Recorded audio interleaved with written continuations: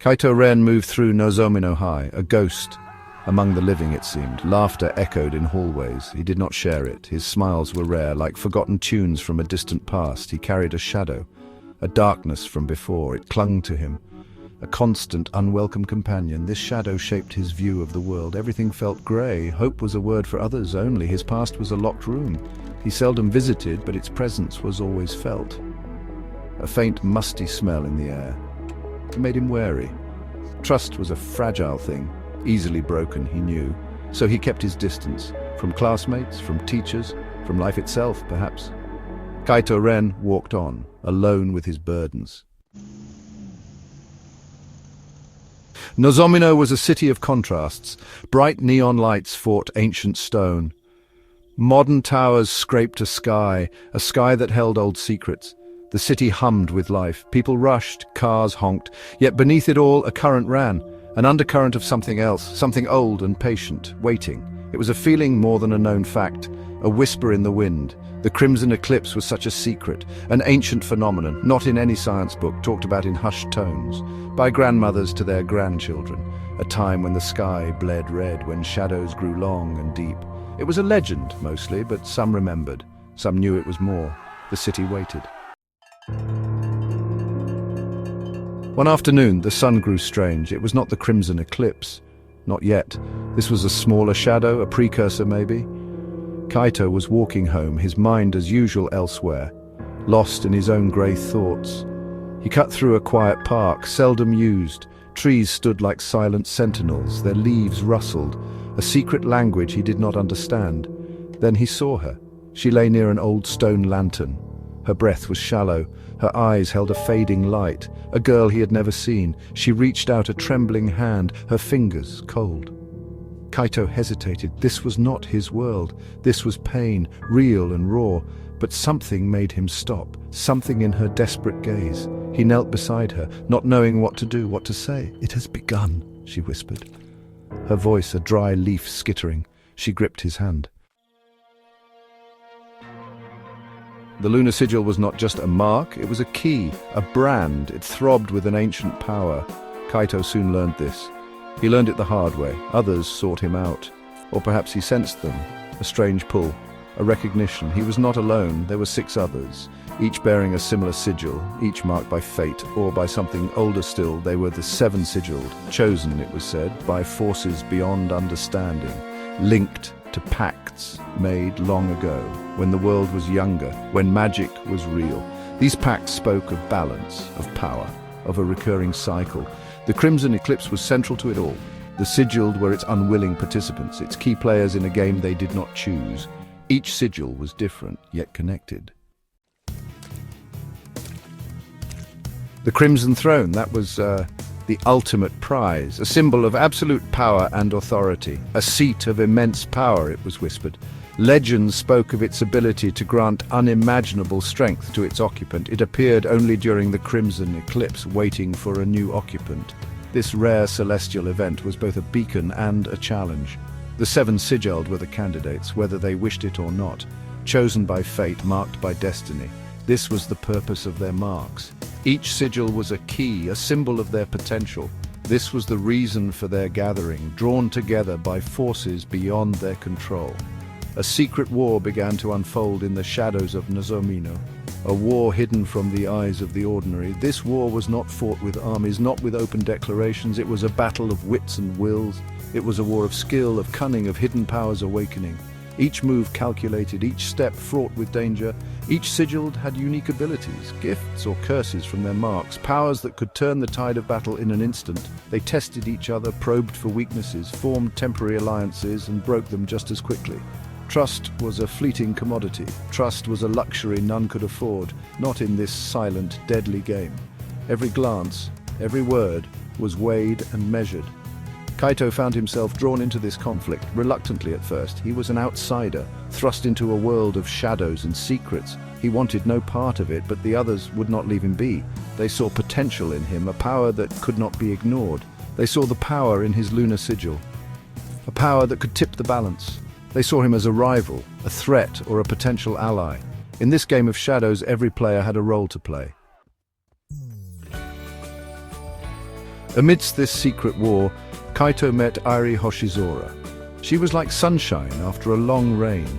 Her optimism was a startling contrast to Kaito's gloom, to the city's hidden turmoil. Airi saw the good in people.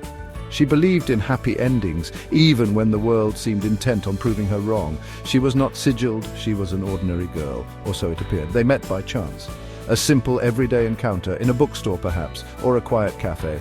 Kaito was guarded, as always, but Airi's genuine warmth disarmed him. Slowly, painfully.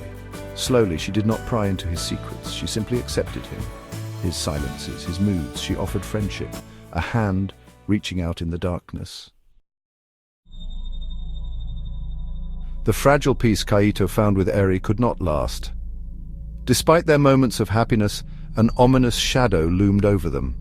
The Crimson Eclipse drew closer, its presence felt in every corner of their world. Its influence spread, affecting not just the sigilled, but others too, in subtle, tragic ways. The air grew heavy with tension, and unease settled in the hearts of many. Kaito discovered a terrible truth, one that shattered his understanding of their reality. Airi Hoshizora was not entirely separate from this ancient drama. Her past was intertwined with the very fabric of the eclipse. Her destiny was interwoven with it in a way that broke his heart.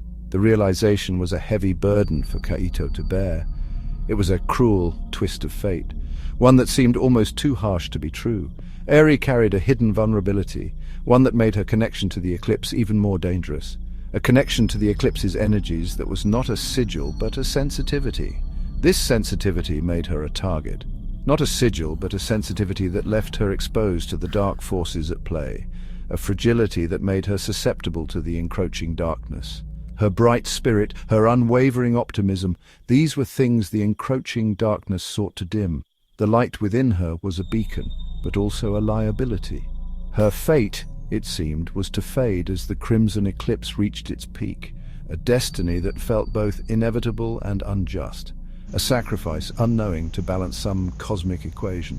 The universe demanded a price, and it seemed Airi was the one to pay it. Or so the old texts hinted, their cryptic words offering little comfort.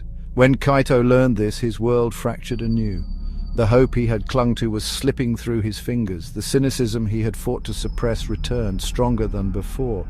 It gnawed at him, whispering that all their struggles were in vain. What was the point of any of it, this power, this war, the endless cycle of pain and loss, if it meant losing the one person who made life bearable? He felt a rage, a deep, consuming anger at the unfairness of it all. Kaito Ren stood at a precipice. His internal conflict raged, a tempest of emotions swirling within him. The weight of his choices bore down heavily on his shoulders, each decision a potential turning point in his life. A storm within his soul, a battle between light and darkness. He felt torn, as if two opposing forces were waging war inside him. The cynical boy he once was, he understood that boy. That boy expected pain, expected loss. He had grown accustomed to the harsh realities of life, to the shadows that seemed to follow him everywhere. But the Kaito who knew Airi, that Kaito yearned for something different. Airi had shown him a glimpse of a world filled with warmth and light, a world where hope was not just a fleeting dream, for a world where she could be safe, a world where her light could shine brightly, untainted by the darkness that threatened to consume them, where her light would not be extinguished by ancient curses. He wanted to protect her, to shield her from the malevolent forces that sought to snuff out her brilliance.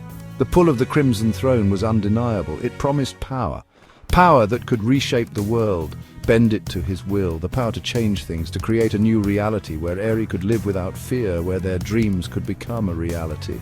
Perhaps even the power to save Eri, but at what cost? The price of such power weighed heavily on his mind. To claim the throne meant to win the war, a war that would demand sacrifices, that would test his very soul, to defeat the other sigilled, to face opponents who were just as determined, just as powerful, to embrace the darkness he had always felt within him, to become a ruler, a master of his own destiny, a master of this cruel cycle. But was that truly what he wanted, to perpetuate the very cycle of pain and suffering he despised? Was that a price he was willing to pay? Could he even win? The doubts gnawed at him, eroding his resolve. His desire for a normal life felt like a distant dream, a foolish hope, yet it was a hope he couldn't let go of. Yet Airi had made it seem possible. Her presence was a beacon of hope, a reminder of what could be. Her existence was a testament to a different way, a way that did not rely on power and domination, a way of kindness, of hope, of love. A way that could break the cycle of darkness. If he fought for the throne, would he lose himself? Would he become the very thing he despised? The questions haunted him.